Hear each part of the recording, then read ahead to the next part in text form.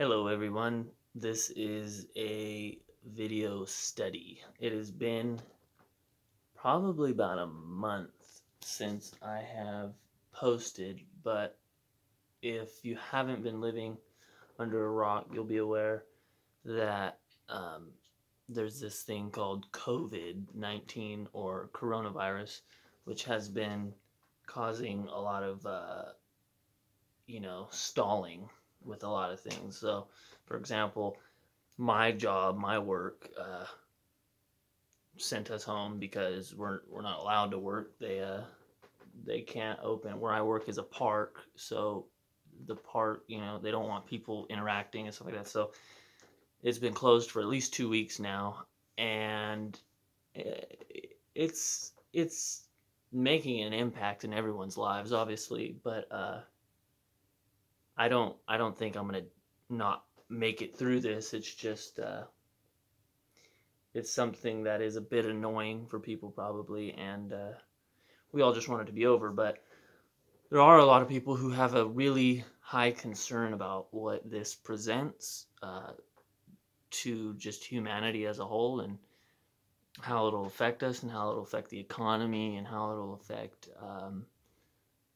uh, you know, what we do from here on out when it comes to politics and government and not only that, just the health of the population, and regardless of if it's Americans or Russians or Chinese or whatever. It's just there's a lot of uncertainty, and a lot of us don't know how to feel, especially if you're a Christian.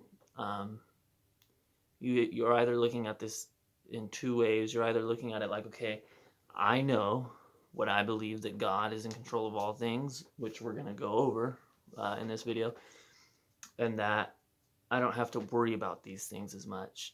If something were to happen to me, I know that it's all within the will of God, and that if it's my time now or 30 years from now or whatever it is, that it happens only uh, in accordance to what God has planned. And so you're either looking at it that way, or if you're a Christian and you're not looking at it that way, I obviously hope to change your mind, but uh, you may be looking at it with uncertainty and fear because you don't necessarily know what's to come.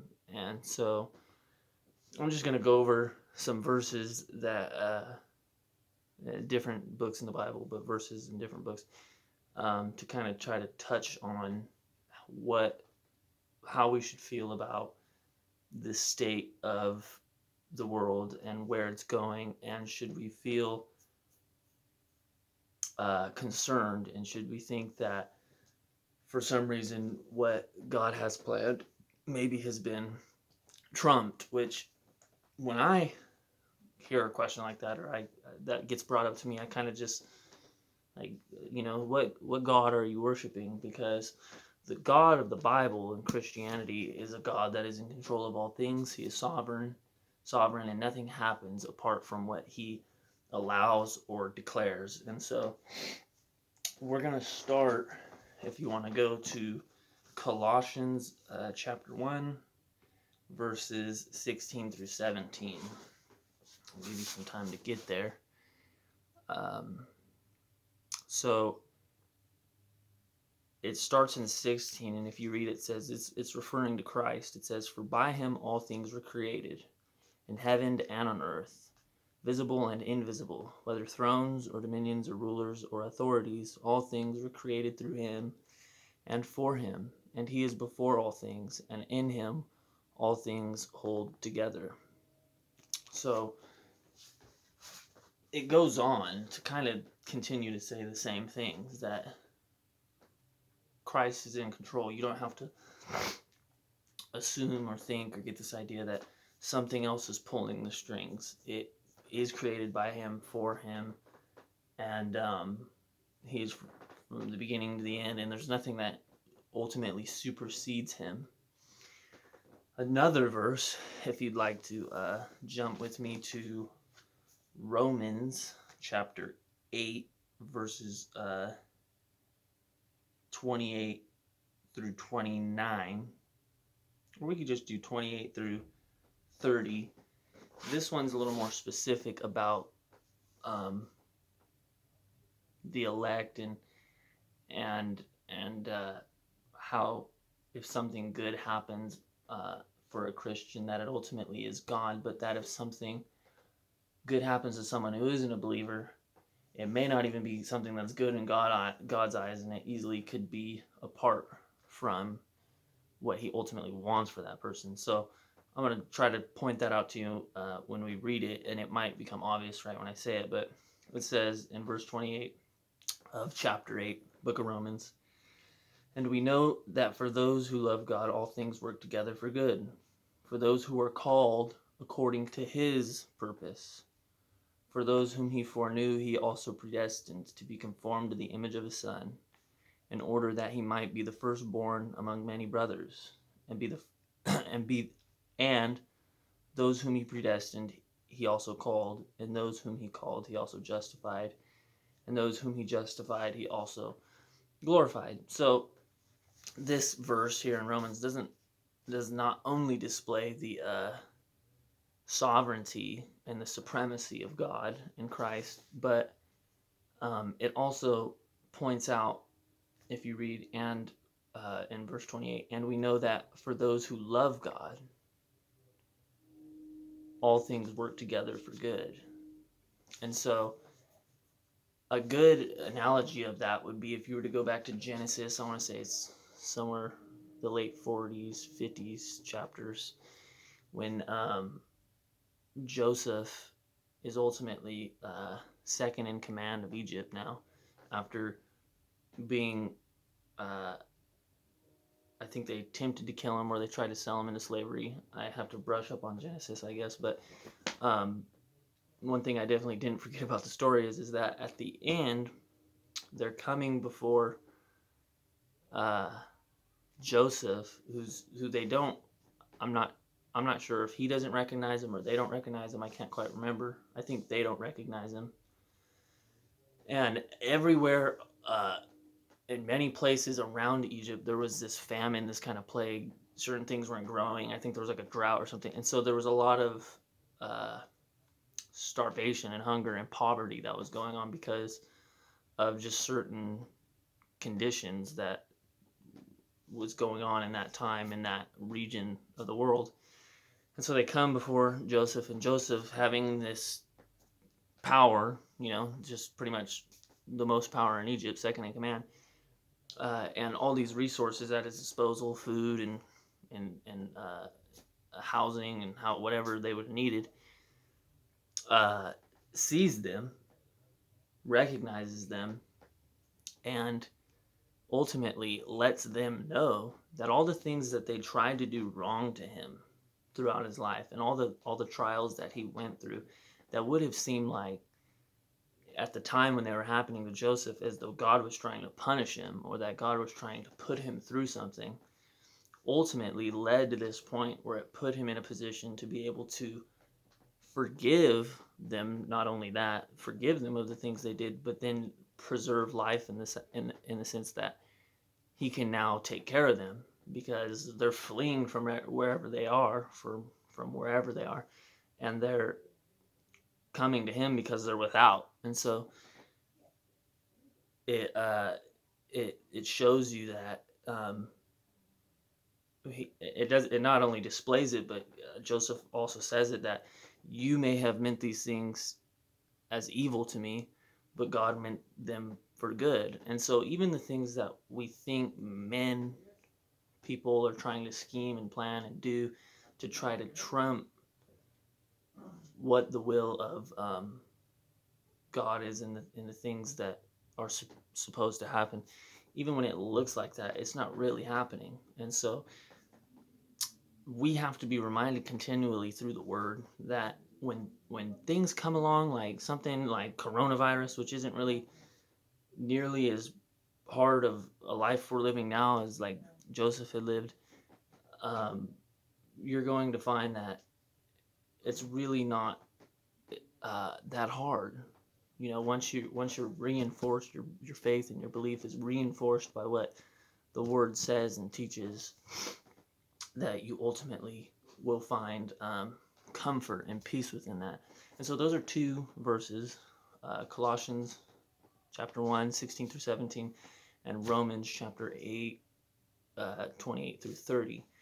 So you can go check those out. There's plenty more that talk about God's sovereignty over everything, and they don't always apply to natural events, and they don't always apply to salvation with personal people, but it varies, and it all displays that God is in control no matter what, above all things. And so, with that being said, knowing the time we're in and that people are dying from this, people are suffering from this, they're either being put into financial burdens or actual life-threatening burdens, whatever it may be,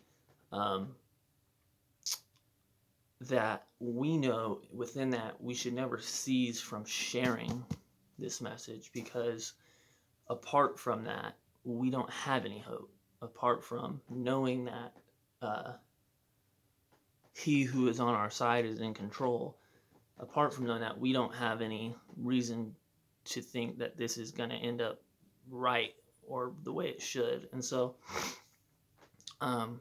you may be finding yourself trying to share this message, and this is ultimately the other half of what I wanted to talk about in this video, and you're hitting possibly a wall. You're hitting a roadblock where you're presenting this before people, even in the times we're in, where life is much more obviously fleeting to us in situations like this, where we realize, I'm just a vapor in the wind. Who knows? I could catch it and I could die from it, or and it doesn't even have to be that. I could get in a car crash and die tomorrow. But I think it's rehashing up and reminding everyone of their finitude and their smallness and their limited amount of time that they have, just as though everybody has their mortality. And so you may find yourself, even in the midst of all that, trying to tell people about this message and it just not getting to them, just blind eyes and deaf ears. And so this is going to tie in also to God's sovereignty, but it's also going to tie into trying to evangelize in times like this.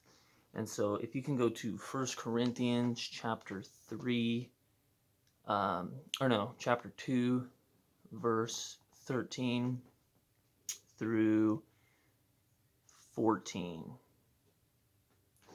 So let me just read it.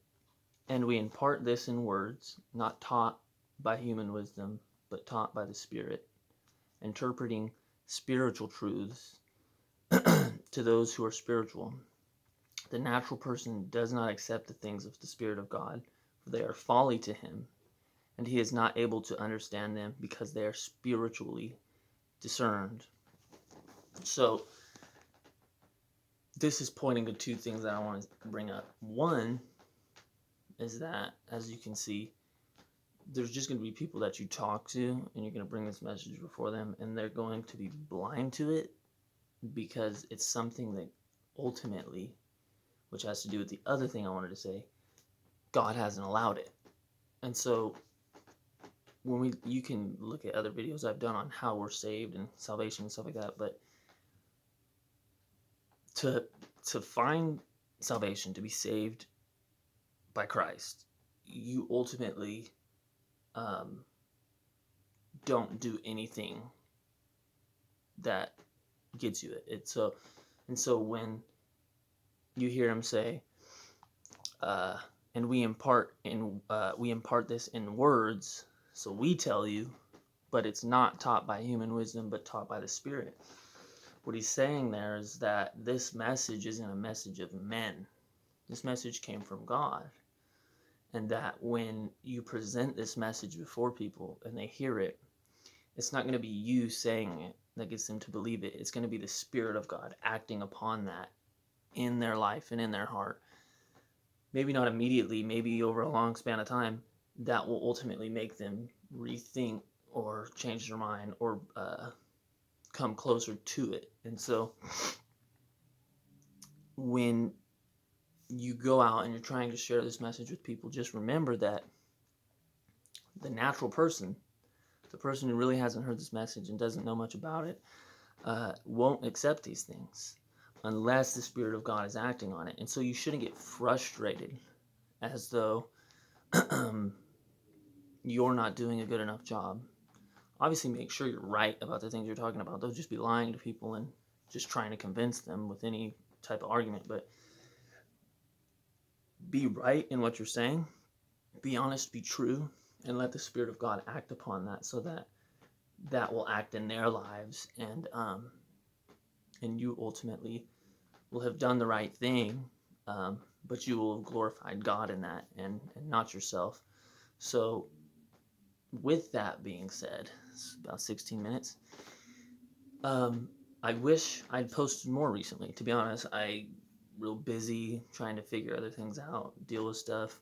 Um, just having the time and the silence to be able to sit down and think about it, figure out where I'm going to start at, what verses and stuff like that.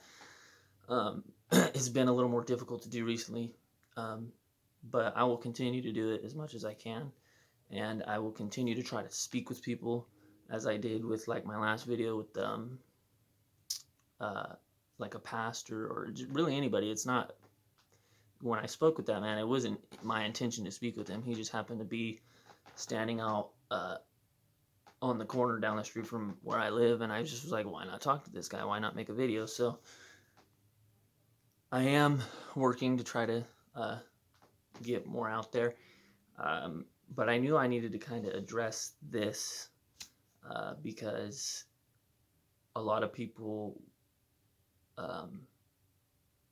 within the Christian, group and within non-Christian group are thinking about these things, and so I hope it helps, and I hope that no matter what happens, that you keep faith in God, and that you don't think that He's for some reason putting you through something just to make you miserable, and that you ultimately remember that when you're sharing this message, it's only through Him that you save anybody. And so uh, keep that in your mind. Make sure to like, share, subscribe, and stay greater than.